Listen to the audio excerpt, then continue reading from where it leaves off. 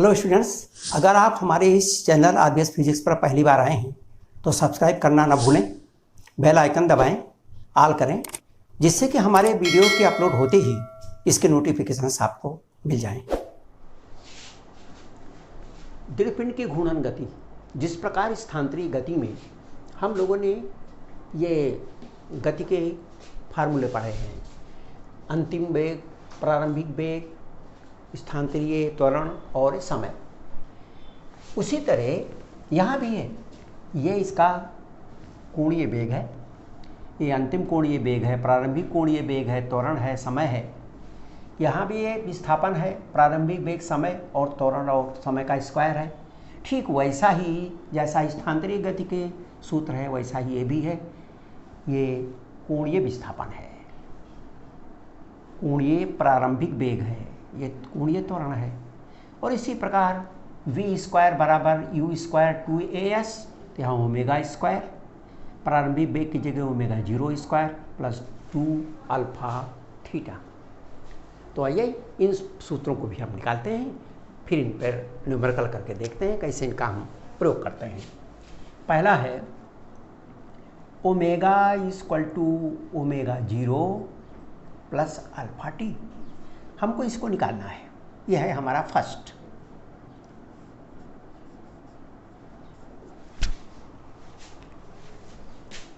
हम जानते हैं, क्योंकि वी नो ओमेगा यानी कोणीय वेग परिवर्तन की दर को कोणीय त्वरण कहते हैं। Alpha equal to d omega upon d t या d omega equal to alpha d t. समाकलन कर दिया या समाकलन किया डी ओमेगा। जो कोणीय वेग है वो प्रारंभिक कोणीय वेग से अंतिम कोणीय वेग तक परिवर्तित होगा। प्रारंभिक कोणीय वेग को ओमेगा 0 और अंतिम कोणीय वेग को ओमेगा कहते हैं। अल्फा स्थिर है, स्थिर कोणीय त्वरण है और इसलिए ये बाहर रहेगा। ये हो जाएगा dt, यानी समय 0 से लेकर और t तक। डी ओमेगा का हो जाएगा ओमेगा, और ये ओमेगा 0 और ओमेगा के बीच बदलेगा अल्फा, और dt का हो जाएगा t, जो 0 और t के बीच बदलेगा। एक बार इसकी जगह ओमेगा रखेंगे, एक बार ओमेगा 0 और सब्ट्रैक्ट कर देंगे, घटा देंगे, और इसलिए ओमेगा माइनस ओमेगा 0 अल्फा, एक बार इसकी जगह t रखेंगे, एक बार 0 रखेंगे, तो आ जाएगा t माइनस 0। और इसलिए omega equal to omega 0 plus alpha t. ये हमारा फर्स्ट इक्वेशन हो गया। ठीक वैसा ही जैसे v equal to u plus a t स्थानांतरिय गति में है। दूसरा देखते हैं, सेकंड वन। तो ये हमारा हो गया फर्स्ट। दूसरा,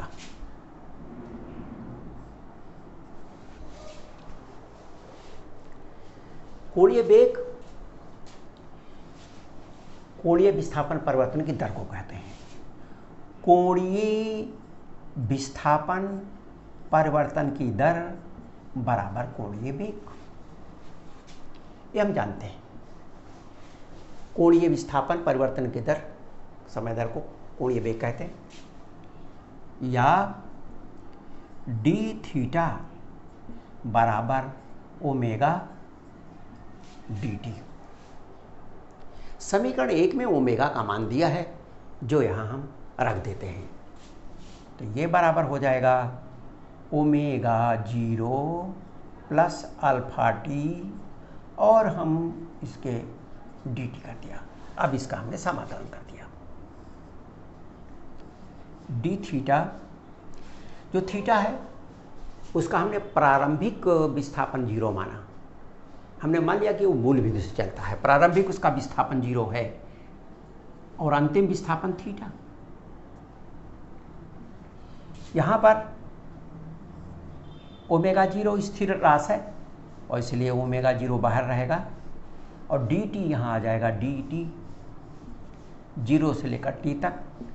और फिर ऐसा ही यहाँ होगा, अल्फा बाहर होगा क्योंकि स्थिरांक है, यह हो जाएगा टी 0 से लेकर टी तक, डी थीटा का हो जाएगा थीटा, जो 0 से लेकर थीटा तक बदलेगा। ओमेगा 0 अपनी जगह रहेगा, डी टी का टी होगा और टी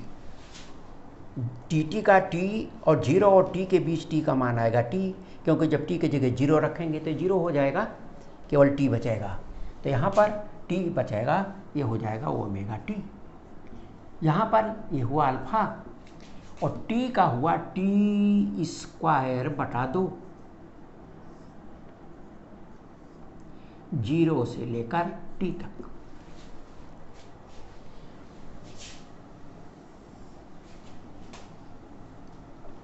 और इसलिए यहाँ थीटा रखेंगे, 0 रखेंगे तो इस तरफ आएगा थीटा -0 और यहाँ आएगा ओमेगा 0 टी प्लस ये 2 टी की जगह एक बार टी रखेंगे और टी की जगह 0 रखेंगे तो 0 हो जाएगा, बचेगा टी स्क्वायर बटा 2। तो आया आपका 1/2 अल्फा और टी स्क्वायर रहेगा, 0 वाला भाग 0 हो जाएगा। तो इसलिए theta = omega 0 t plus 1/2 alpha t square.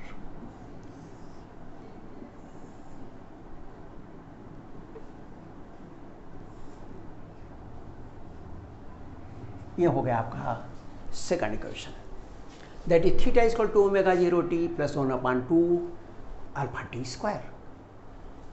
Third है omega square = omega 0 square plus 2 alpha theta.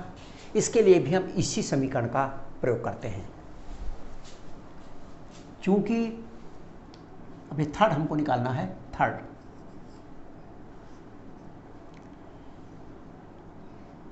D omega upon d t = alpha. इसको हम लिखते हैं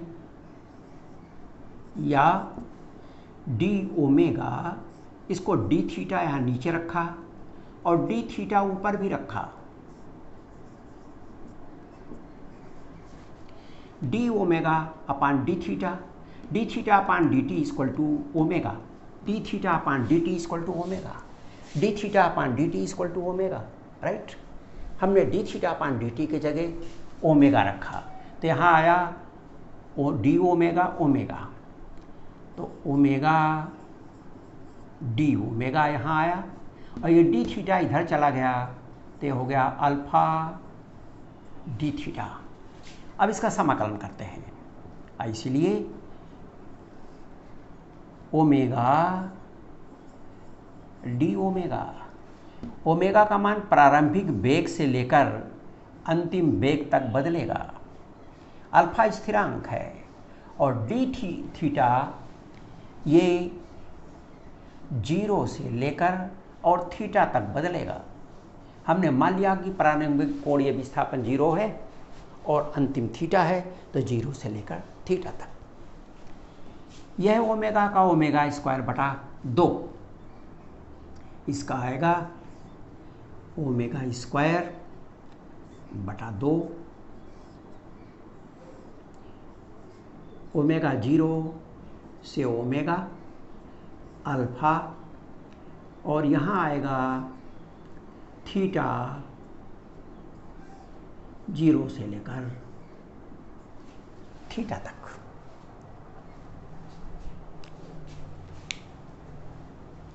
हम इसे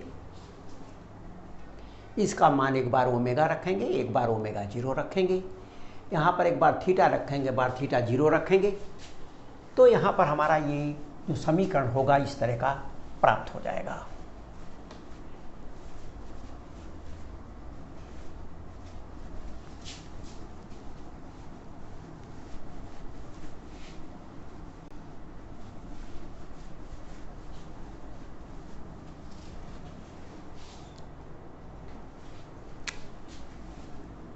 omega square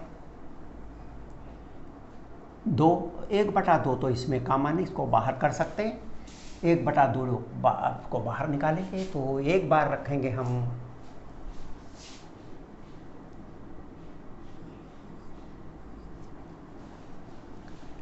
omega square minus omega 0 square, उधर आएगा अल्फा, एक बार थीटा माइनस 0, और इसलिए 2 से गुणा कर दिया।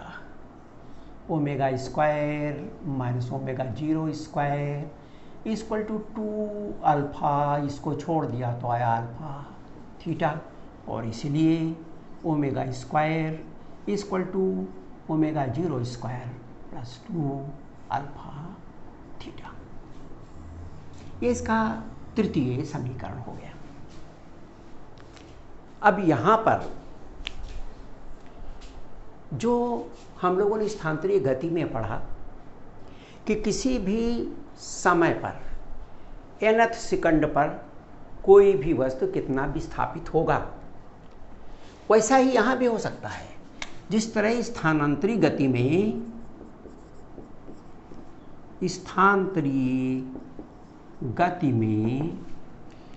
tवें सेकंड में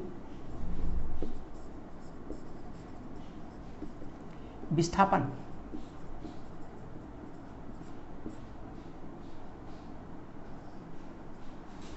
tवें सेकंड या nवें सेकंड में विस्थापन या Cn, यह बराबर हो जाएगा u plus 1/2 a 2t 2n minus 1। वैसा ही यहाँ भी है, tवें सेकंड में कोणीय विस्थापन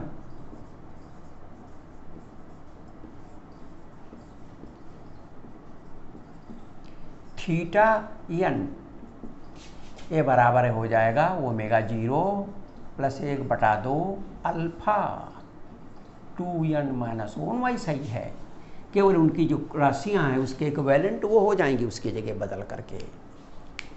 तो ये हुआ हमारा जो इनके समीकरण है।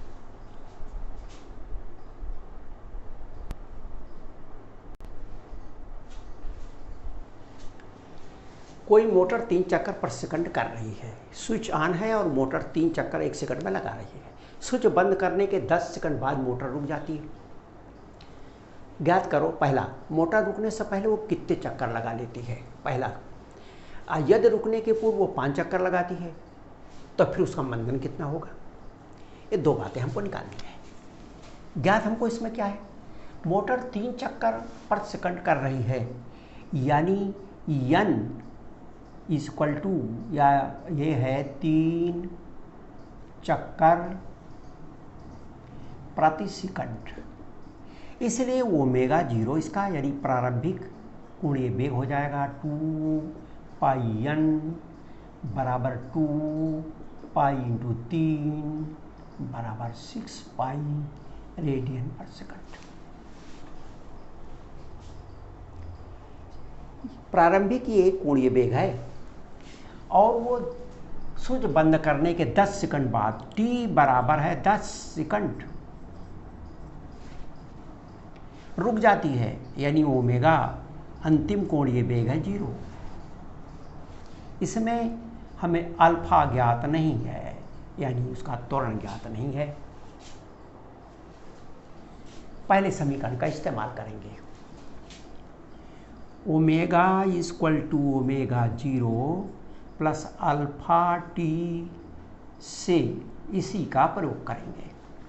ओमेगा का मान है 0, ओमेगा 0 का मान है 6 पाई, अल्फा का मान नहीं पता, टी का मान है 10, और इसीलिए अल्फा इक्वल टू -6 पाई अपान 10, यानी ये बराबर आ गया, कट जाएगा 2/3 और 2 पंचे 3 पाई बटा 5 रेडियन पर सेकंड स्क्वायर। जब इसका मंदन ज्ञात हो गया तब फिर ये कितने चक्कर लगाती है ये हमको निकालना। चक्कर निकालने के लिए हमको ये देखना है कि इसका कोणीय विस्थापन कितना है।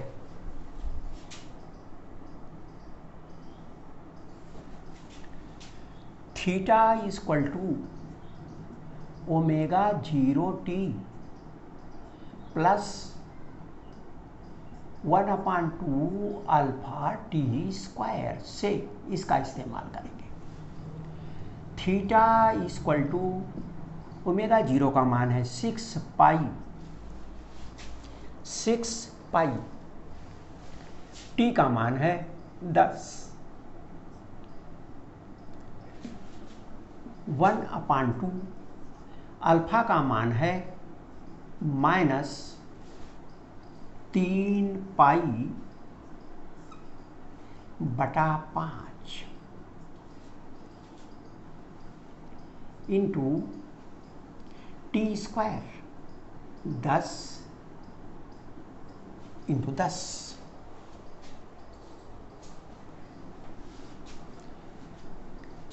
टू 5 जा 10 कट जाएगा। Theta equal to 60 pi -30 pi 3 10 जा 30, 10 तिहाई 30 पाई माइनस है ये इज इक्वल टू 30 पाई। 60 में से 30 गए 30। ये तो मान आया थीटा का, और इसलिए विराम में आने के पूर्व कितने चक्कर लगाएगा, इसलिए चक्कर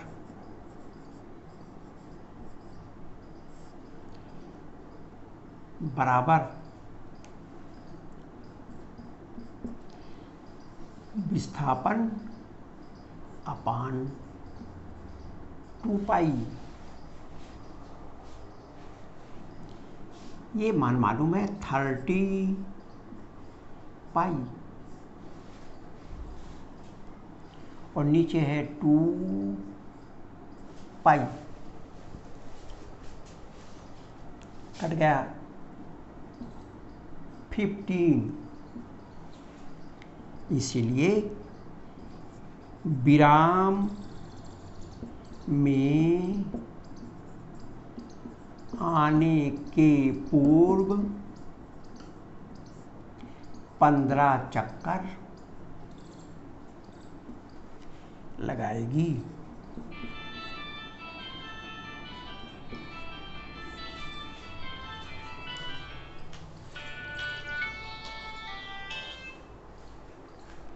पंद्रह चक्कर लगाएगी।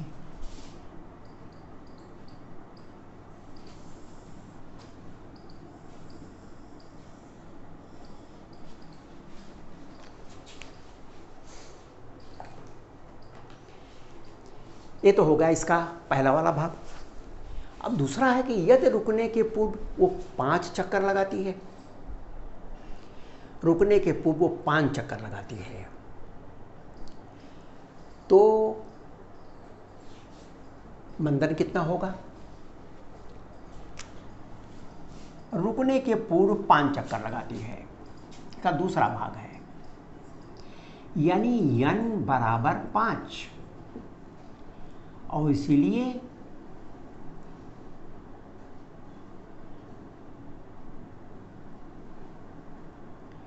कितना कोण हुआ? Theta equal to 2 pi n equal to 10 pi.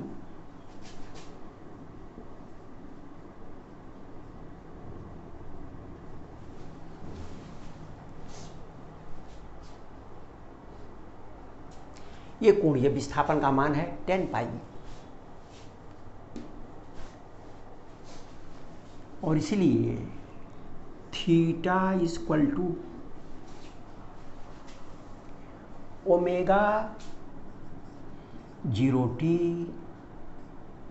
Plus 1/2 alpha t square से थीटा का मान है 10 पाई, ओमेगा 0 का मान 6 पाई, टी का मान 10,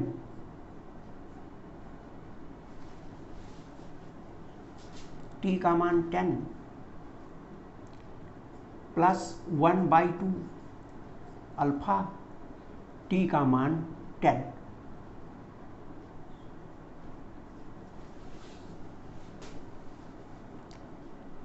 ten pi 60 pi plus 50 pi 2 5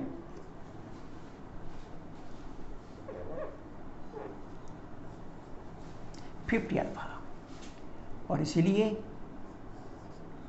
50 alpha equal to minus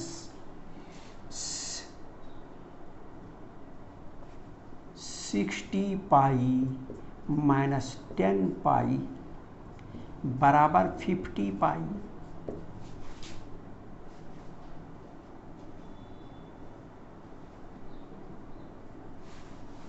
और इसीलिए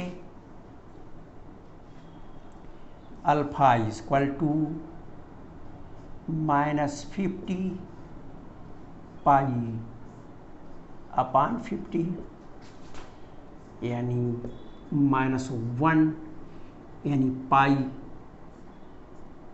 रेडियन पर सेकंड स्क्वायर, यानी ये हुआ लगभग 3.14 रेडियन पर सेकंड स्क्वायर। तो ये हो गया हमारा इसका जो क्वेश्चन हम लोग कर रहे थे। अब आइए इसका अगला भाग भी देखते हैं। हम लोगों ने स्थानांतरित गति पढ़ी है। स्थानांतरित गति में हम लोगों ने जड़त्व पढ़ा है।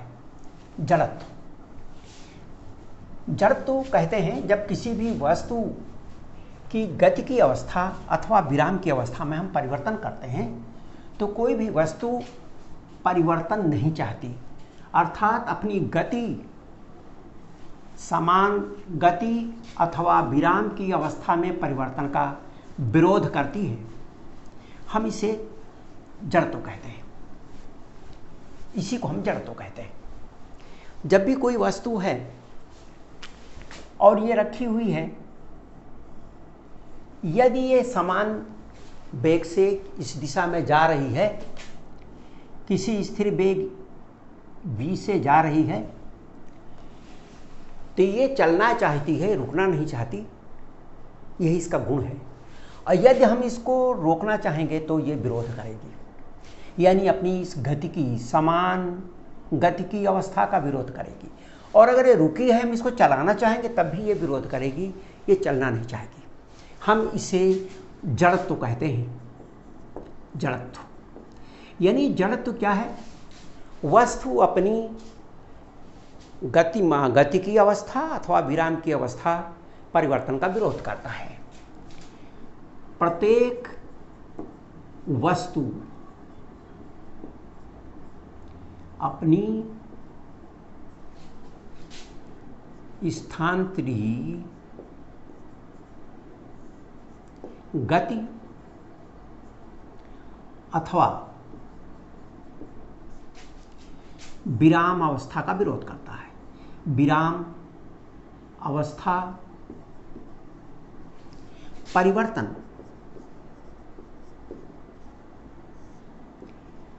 का विरोध करता है।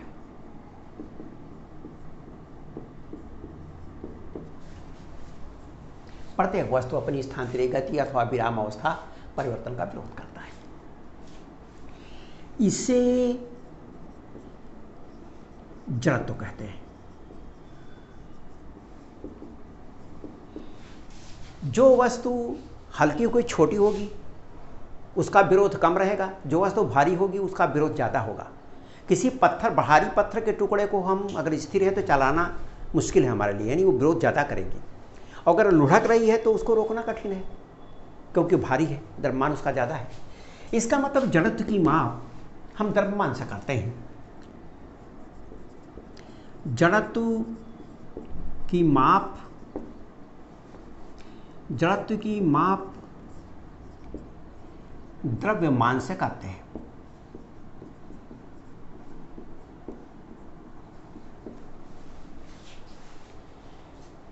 यह तो हुआ स्थानांतरित गति के लिए, लेकिन वस्तु यदि घूर्णन गति करती है तो वहां भी उसकी गति की अवस्था अथवा विराम की अवस्था परिवर्तन में विरोध का गुण पाया जाता है। उसे हम जड़त्वाघूर्ण कहते हैं। जड़त्व आघूर्ण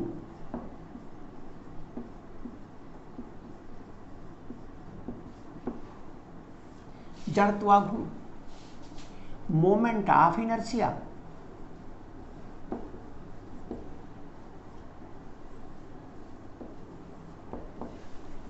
जड़त्वाघूर्ण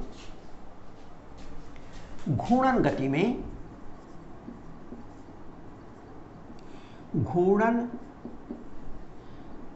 में भी वस्तु अपनी गति की अवस्था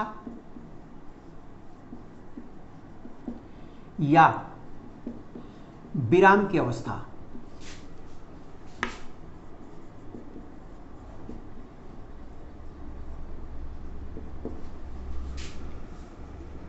के परिवर्तन का विरोध करता है।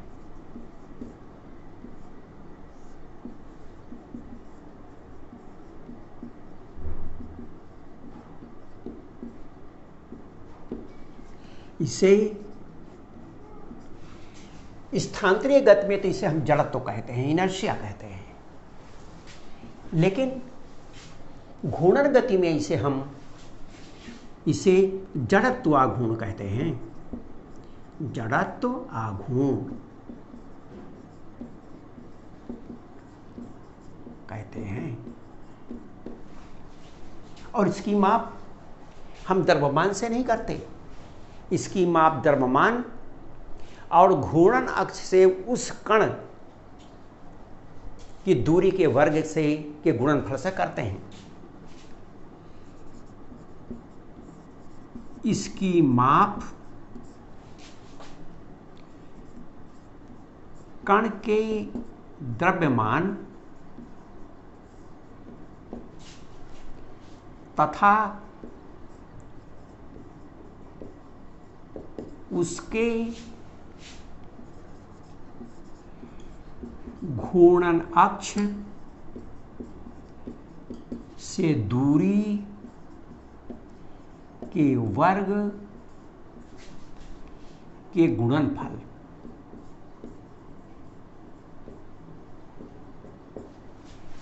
से करते हैं।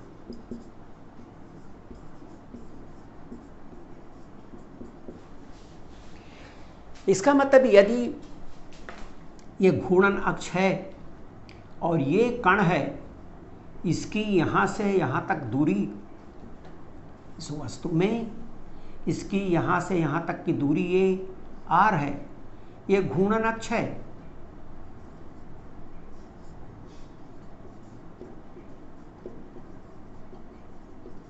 और ये दूरी r है, इसका द्रव्यमान m है, तो जड़त्वाघूर्ण बराबर होगा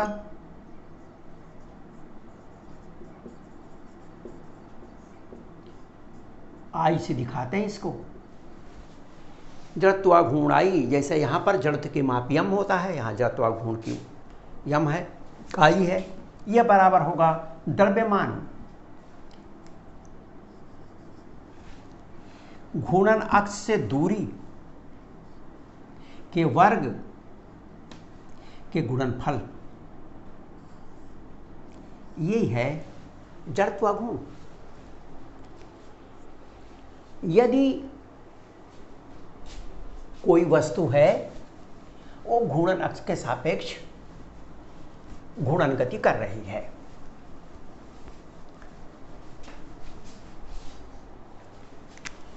मान लीजिए कोई वस्तु है, इसका ये घूर्णन अक्ष है और कोई एक कण यहाँ है, कोई कण यहाँ है। वस्तु में एक कण यहाँ है और एक कण यहाँ है। मान लिया एक कण यहाँ है और इनकी दूरियां AR1 है, इसका द्रव्यमान m1 है, AR2 है, इसका द्रव्यमान m2 है, ये m3 है और इसकी यहाँ से यहाँ तक की दूरी R3 है, ये m4 है और इसकी दूरी R4 है, ये यहाँ से यहाँ तक R5 है और इसकी दूरी, इसका द्रव्यमान m5 है। ये इसका घूर्णन अक्ष है, ये घूर्णन अक्ष है।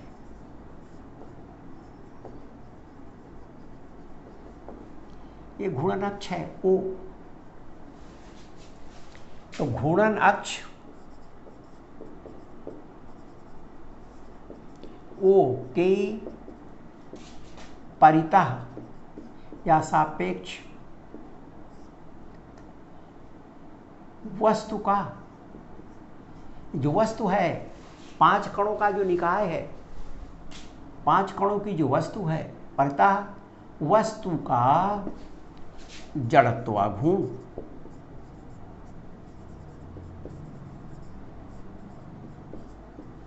आई, इन सब के जड़त्वाघूर्ण आपस में जुड़ जाएंगे। ये हो जाएगा m1 r1 square, m2 r2 square, m3 r3 square.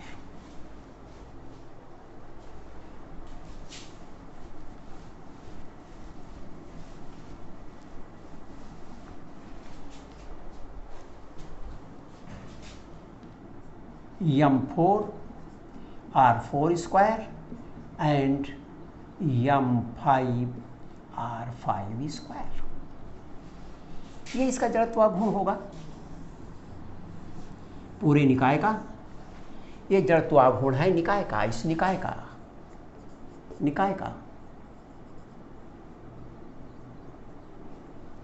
परितः वस्तु या निकाय, जो भी निकाय है 4 या 5 कणों का,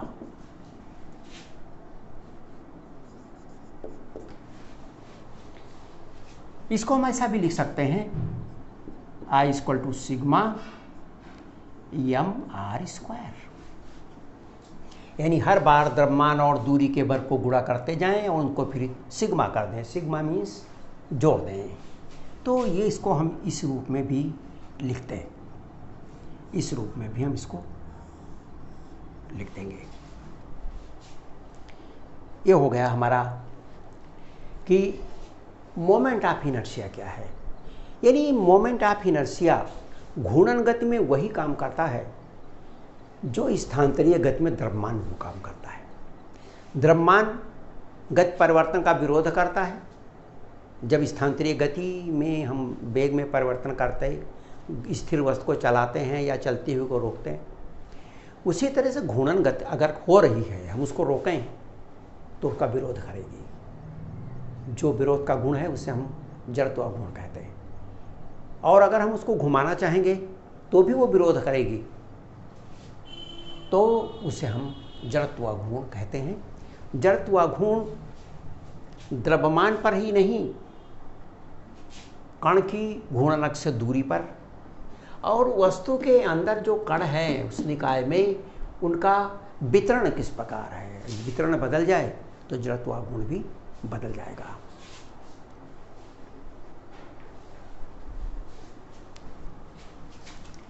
अब यहां पर मान लीजिए हमारे पास एक छोटी सी हमारे पास स्केल है, एक स्केल है।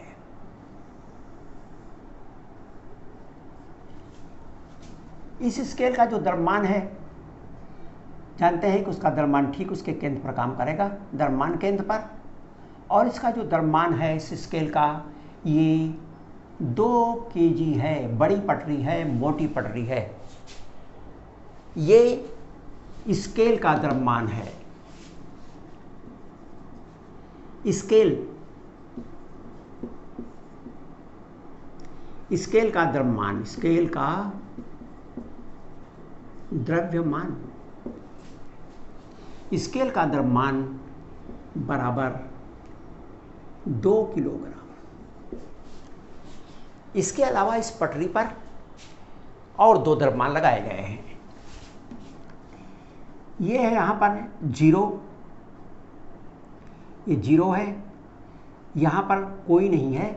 10 पर ये 10 सेंटीमीटर है और यहां पर 1 किलोग्राम का बाड़ लटकाया गया है। फिर यहां पर ये 70 पर 70 सेंटीमीटर पर 2 किलोग्राम का लटकाया गया। यहां पर ये 100 है। हमको 0 के सापेक्ष और केंद्र के सापेक्ष जड़त्वाघूर्ण निकालना है। तो क्या करना है कि 0 के सापेक्ष जड़त्वाघूर्ण,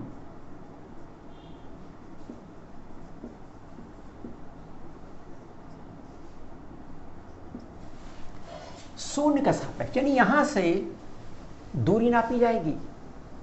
घूर्णन अक्ष हमारा यहां है 0 पर, तो पहला है 1 किलोग्राम, इसकी दूरी है 10 सेंटीमीटर, 10 सेंटीमीटर, और द्रव्यमान है 1 किलोग्राम। तो 1 किलोग्राम इनको 10 सेंटीमीटर, 10 सेंटीमीटर।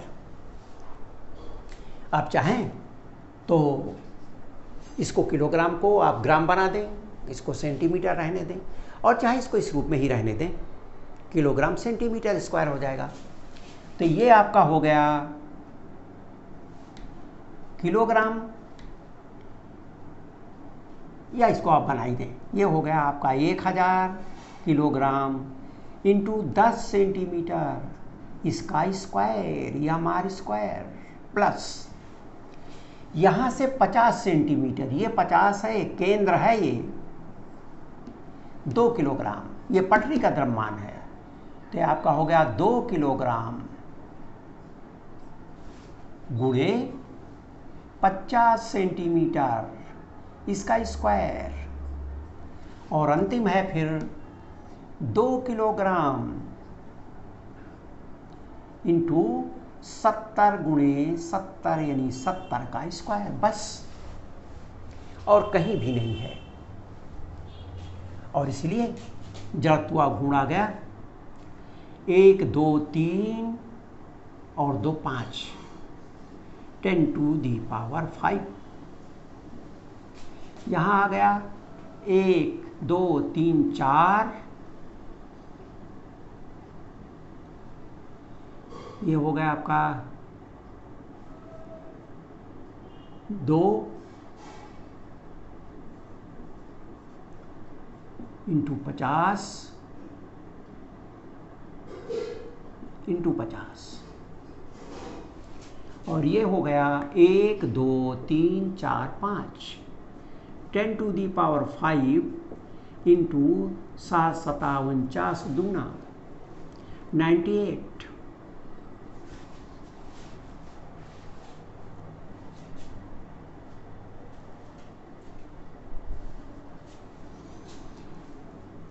ये इसका मान आएगा 10⁵5, 1 2 3 4 5, तो 10⁵5 यहाँ है, 10⁵5 यहाँ है, 10⁵5 यहाँ है, तो 10⁵5 तो बाहर आ गया।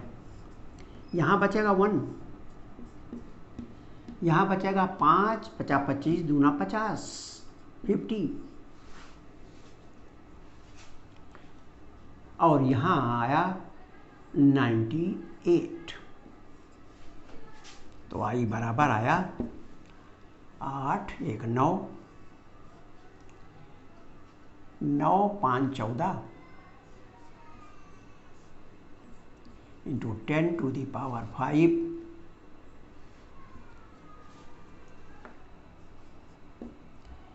ग्राम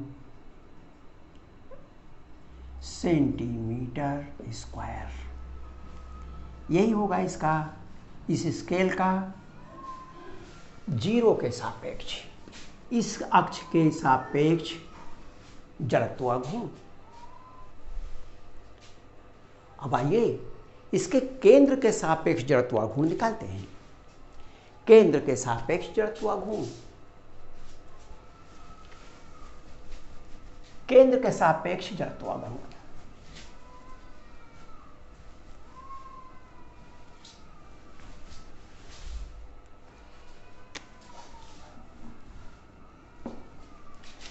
केंद्र के सापेक्ष जड़त्वाघूर्ण,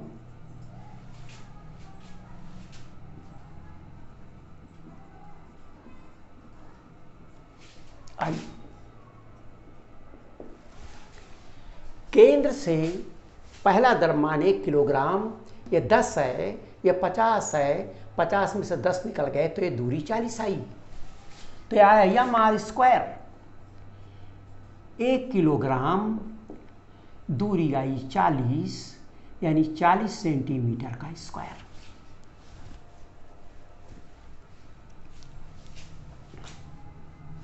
,40 सेंटीमीटर का स्क्वायर।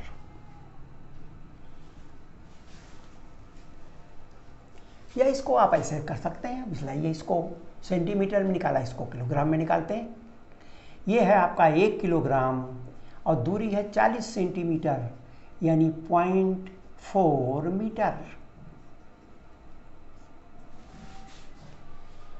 चूंकि इसके सापेक्ष निकाल रहे हैं इसलिए यह नहीं आएगा, ये तो उसी बिंदु पर है जहाँ पर घूर्णन अक्ष रहता है, वहाँ पर कोई भी वस्तु रहेगी तो उसकी दूरी 0 रहेगी, पोजीशन वेक्टर या r उसका 0 रहेगा, और इसलिए इसका कोई भी जड़त्वाघूर्ण नहीं होगा। अब आया दूसरे का 2, और इसकी यहाँ से यहाँ तक दूरी है 50 और 20 70, यानी 20 सेंटीमीटर।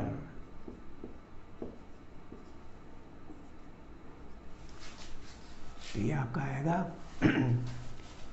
4 चौको 16, 0.16, 1 से गुणा किया तो इतना ही आया।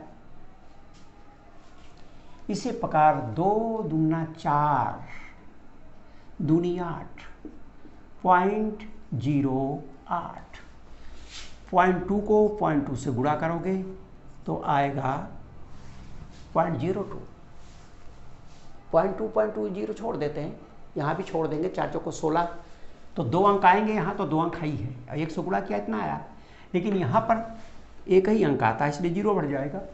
अब फिर 2 से इसको गुणा कर दिया तो 8 आ गया। तो ये आपका आया I = 0.24 किलोग्राम मीटर स्क्वायर। ये किलोग्राम मीटर स्क्वायर में आया, वो ग्राम सेंटीमीटर स्क्वायर में आया। अब आप जिसमें चाहें उसमें इसकी गणना कर सकते हैं, इसको निकाल सकते हैं।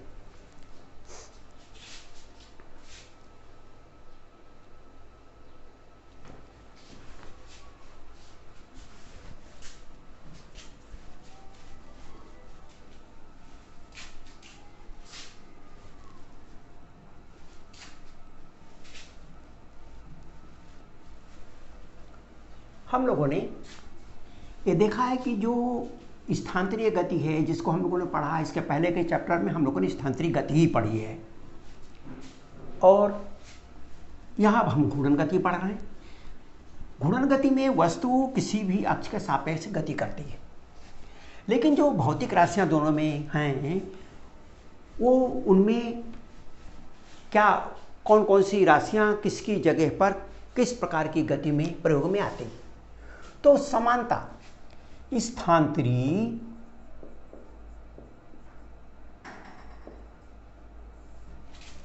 यौम घूर्णन गति की तुलना, हम इनकी तुलना करते हैं। यहां पर स्थानांतरी है,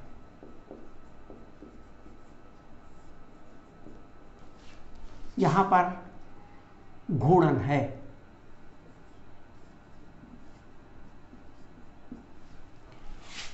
अब पहली जो राशि होती है उसे हम कहते हैं विस्थापन।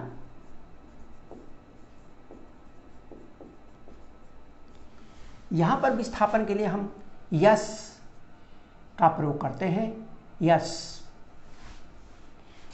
और यहां पर जो विस्थापन आता है उसकी जगह कोणीय विस्थापन।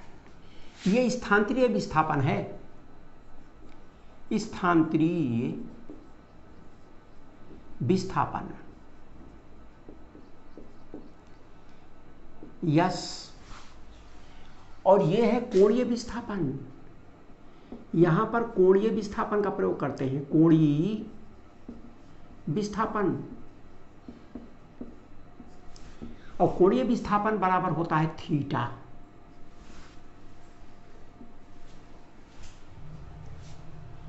कोणीय और स्थानांतरीय विस्थापन का एक संबंध भी है कि जो स्थानांतरीय विस्थापन है, संबंध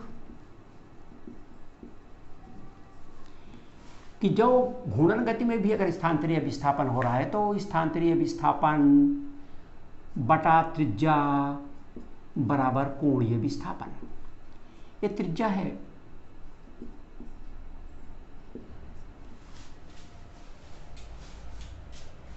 इसी प्रकार वेग,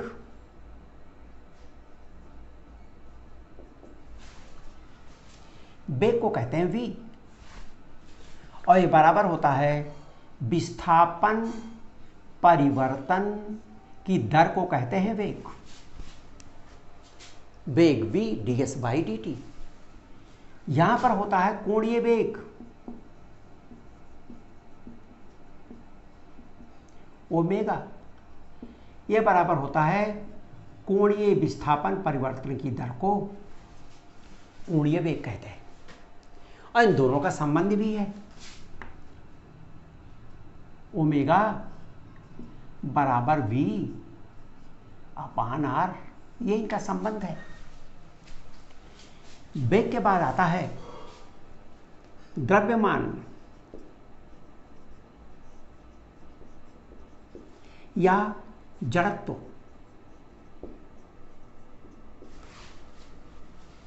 यम,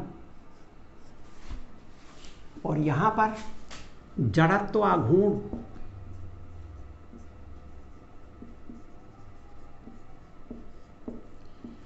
जड़त्व आघूर्ण आई। और ये जो जड़त्व आघूर्ण आई है, ये आई बराबर होता है यम आर स्क्वायर। फिर गति का कारण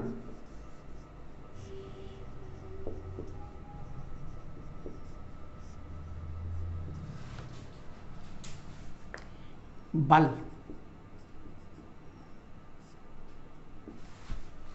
गति का कारण बल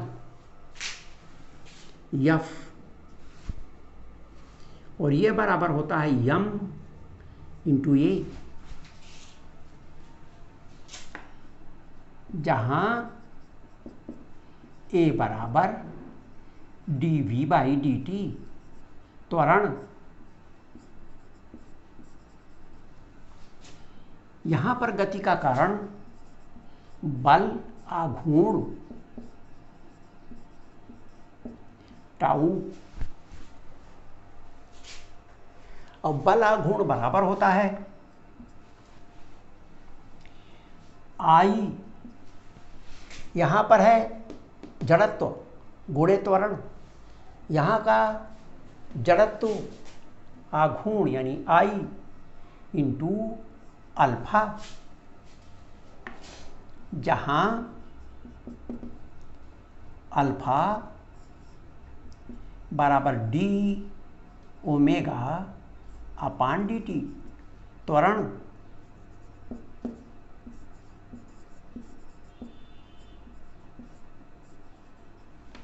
कोणीय त्वरण। टाउ और यफ इनका संबंध भी है। जो टाउ रहता है वो बराबर होता है आर इंटू यफ।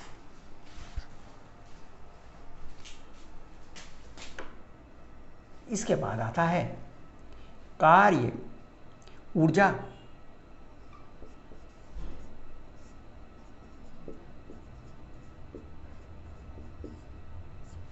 गतिज ऊर्जा, यहां पर गतिज ऊर्जा के बराबर हाफ, यह स्थानांतरीय गतिज ऊर्जा है, ट्रांसलेशनल स्थानांतरीय गतिज ऊर्जा हाफ यम वी स्क्वायर। और यहां पर जो गतिज ऊर्जा होती है उसे कहते हैं रोटेशनल के आर half I omega square joule. ये भी जूल। जड़त्व वेग का वर्ग, जड़त्व घूर्ण और वेग का वर्ग। कार्य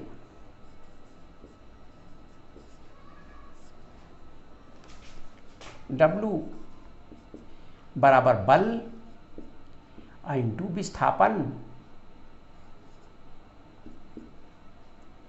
बल इंटू विस्थापन बराबर कार्य।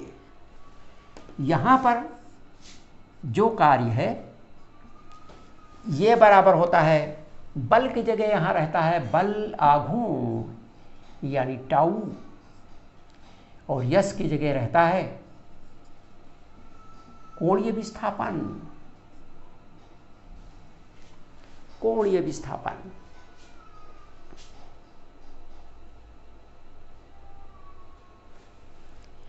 यहां हम देखते हैं कि वो चाहे स्थानांतरीय गति हो या घूर्णन गति हो, उनमें एक समानता है। थोड़ा थोड़ा अंतर होता जाता है कि जो भौतिक राशि यहाँ है वहाँ जाकर के वो उस रूप में प्रयोग होती है, लेकिन है सूत्र वैसा ही। ये तो हुए इनमें क्या, इनमें आपस में समानताएं हैं। इनके जो समीकरण हैं वो हमने पहले ही देख लिए हैं कि यहाँ का जो समीकरण आता है v equal to u plus a t है, फिर इसी तरह से s equal to u t plus half a t square है, और एक है v square equal to u square plus 2as। और फिर वैसा ही समीकरण यहाँ है, omega equal to omega 0 plus alpha t, फिर theta equal to omega 0 t plus half alpha t square, और omega square equal to omega 0 square plus 2 alpha theta. तो इस तरह से अगर आप देखें तो हम देखते हैं कि इनमें आपस में स्थानांतरीय और घूर्णन गतियों में कितनी समानताएं हैं। यहाँ पर जो वेग है, यहाँ पर भी वेग है, लेकिन इसको कोणीय वेग कहते हैं। ये कोणीय विस्थापन परिवर्तन के बराबर होगा, ये स्थानांतरीय विस्थापन परिवर्तन के बराबर होगा।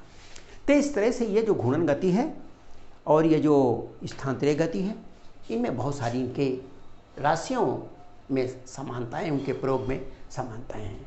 बस आज इतना ही। वीडियो देखने के लिए बहुत बहुत धन्यवाद। यदि इस चैप्टर में किसी भी प्रकार का डाउट होता है तो आप हमारे कमेंट सेक्शन अथवा हमारे सोशल साइट्स पर जाकर पूछ सकते हैं, जिसका लिंक हमारे डिस्क्रिप्शन पर दिया हो।